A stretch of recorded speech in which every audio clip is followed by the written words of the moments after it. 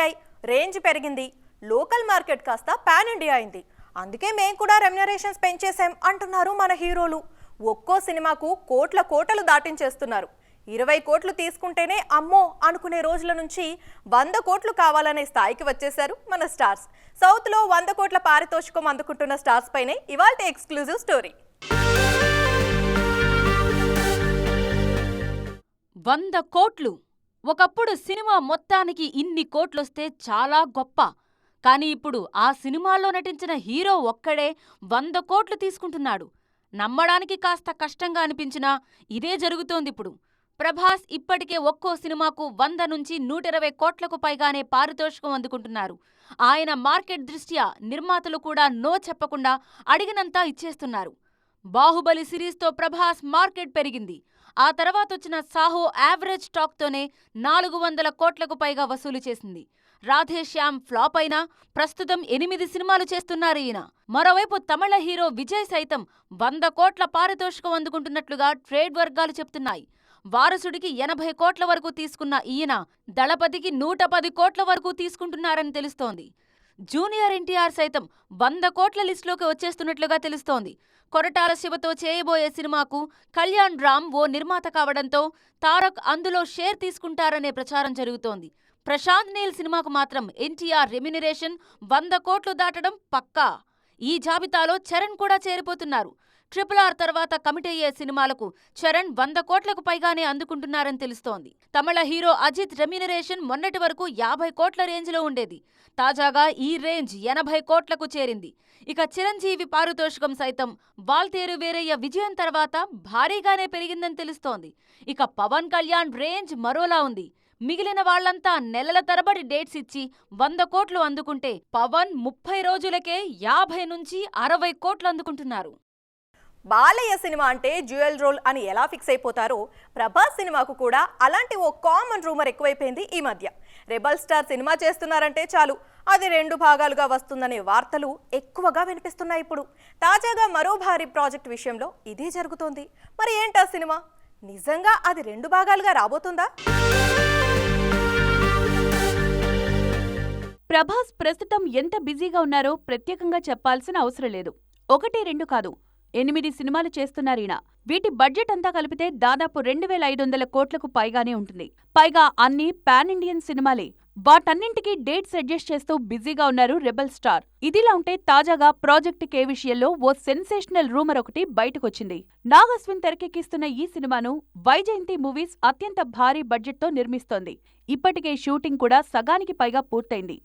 Science fiction డ్రామాగా వస్తోన్న ప్రాజెక్టుకే 2 భాగాలుగా రాబోతుందనే ప్రచారం మొదలైంది. ఇది కేవలం రూమర్ మాత్రమేనా, లేదంటే నిజంగానే 2 పార్ట్స్గా రానుందా అనే కన్ఫ్యూజన్ అభిమానుల్లో మొదలైందిప్పుడు. ఆ మధ్య సలార్ విషయంలోనూ ఇలాంటి వార్తలే వచ్చాయి.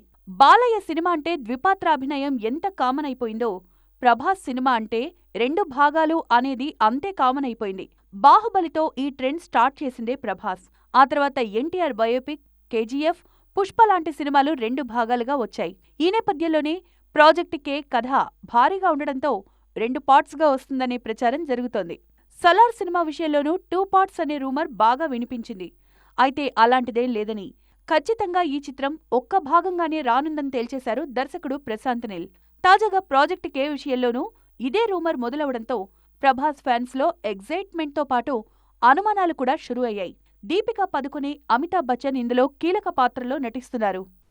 సూపర్ స్టార్స్, మెగాస్టార్స్తో సినిమాలు చేసి ఏం లాభం? 100 కోట్లకు పైగా వసూలు చేసిన ఫలితం మాత్రం శూన్యం. టాలీవుడ్లో కొందరు దర్శకులను చూస్తుంటే అయ్యో పాపం తప్ప ఇంకేమనలేం. ఎందుకంటే ముందు సినిమాను పవన్ కళ్యాణ్, మహేష్ బాబు లాంటి స్టార్ హీరోలతో చేసి ఓకే అనిపించినా నెక్స్ట్ ఆఫర్ కోసం మళ్ళీ అలాగే వేచి చూడాల్సి వస్తుంది. మరి ఎవరు అన్లక్కీ డైరెక్టర్స్?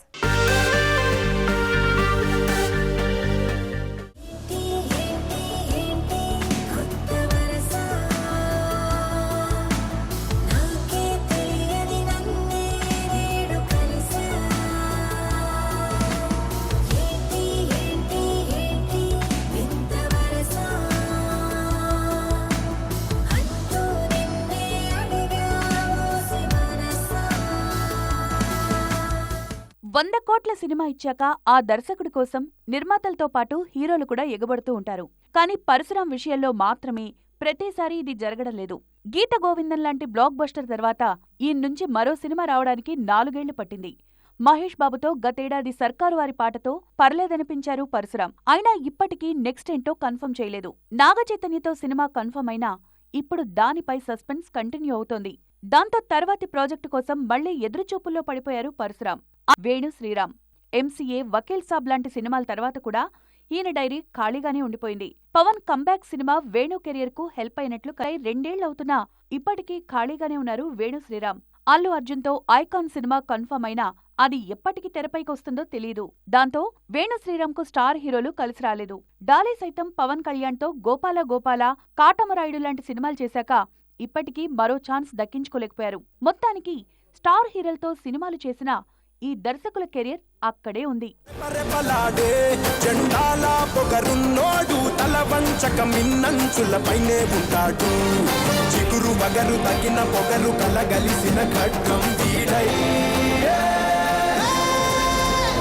సూర్యుడల్లే వచ్చాడు మన అందరి కాటమరాయుడు, అమ్మ తోడు మా చెడ్డ మంచోడి Katamarayudu. Age is just number, beauty was permanent.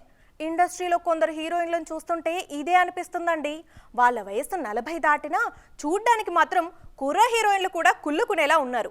పైగా ఇప్పటికీ స్టార్ హీరోయిన్లుగా చక్రం తిప్పుతున్నారు. ఏజ్ని జస్ట్ నెంబర్గా మార్చేసి అందంతో మాయ చేస్తున్న ఆ సీనియర్ ముద్దుగుమ్మలెవరు? హీరోయిన్లకు 30 దాటితేనే అవకాశాలు తగ్గిపోతుంటాయి. ఇక వయసు 40కొచ్చేస్తే అమ్మ పాత్రలు తప్ప ఇంకేవీ రావు. అలాంటిది 40 దాటినా ఇప్పటికీ కొందరు హీరోయిన్లైతే మాయ చేస్తున్నారు. వాళ్లలో అందరికంటే ముందు చెప్పుకోవాల్సిన బ్యూటీ త్రిష. తాజాగా దళపతి 67లో విజయ్తో నటిస్తున్నారు త్రిష. గిల్లీ, తిరుపాచి, కురువి, ఆది తర్వాత 5వ సారి విజయ్ త్రిష కాంబినేషన్ రిపీట్ అవుతోంది. సినిమా సంగతి పక్కన పెడితే 40 ఏళ్ల వయసులోనూ త్రిష గ్లామర్కు ఫిదా అవుతున్నారు ఫ్యాన్స్. కుర్ర హీరోయిన్లు కూడా ఆమె చార్మింగ్ ముందు నిలబడలేకపోతున్నారు. మరోవైపు నయనతార కూడా అంతే. వయసు 40కొచ్చేసినా అమ్మడు అందం ఇంత కూడా తగ్గకపోగా ఇంకా పెరిగింది. పెళ్లి తర్వాత లేడీ సూపర్ స్టార్ మరింత అందంగా మారిపోయారు. మలయాళంలోనూ ఓ బ్యూటీ వయస్సుతో సంబంధం లేకుండా మ్యాజిక్ చేస్తున్నారు.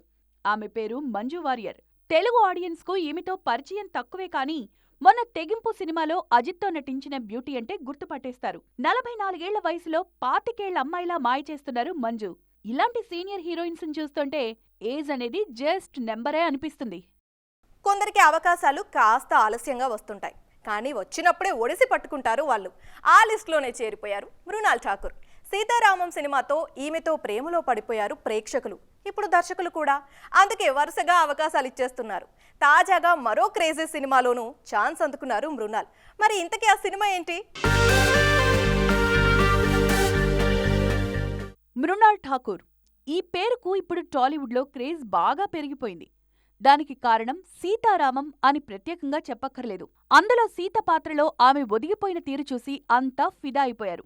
నిజంగా ఇలాంటి ప్రేమికురాలు తమ జీవితంలో ఉంటే ఎంత బాగున్నో అనుకోని వాళ్ళుండరేమో అనేంతగా సీత పాత్రకు ప్రాణం పోశారు మృణాల్ ఠాకూర్. సీతారామం రిలీజ్ తర్వాత కొన్ని నెలల వరకు ఈమెకు తెలుగు నుంచి పెద్దగా అవకాశాలు రాలేదు. రెమ్యునరేషన్ కూడా దీనికి కారణం కావచ్చు. ఎందుకంటే ఒక్క హిట్తోనే ఈ భామ పారితోషికం కోట్లలోకి వెళ్లడంతో నిర్మాతలు చూడ్డానికి కూడా భయపడ్డారు.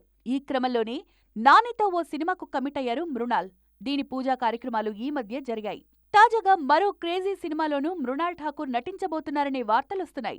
రైటర్ ప్రసన్న కుమార్ దర్శకుడిగా మారి నాగార్జునతో ఓ సినిమా చేస్తున్నారు. ఈ చిత్రంలో అల్లరి నరేష్ కీలక పాత్రలో కనిపించబోతున్నట్లు తెలుస్తోంది. ఇందులో హీరోయిన్ గా మృణాల్ను ఖరారు చేశారని వార్తలొస్తున్నాయి. మొత్తానికి కాస్త లేటుగా ఇండస్ట్రీకి వచ్చినా లేటెస్ట్ గా రచ్చ చేస్తున్నారు సీత. ఇదే ఇవాల్టి ఎపిసోడ్.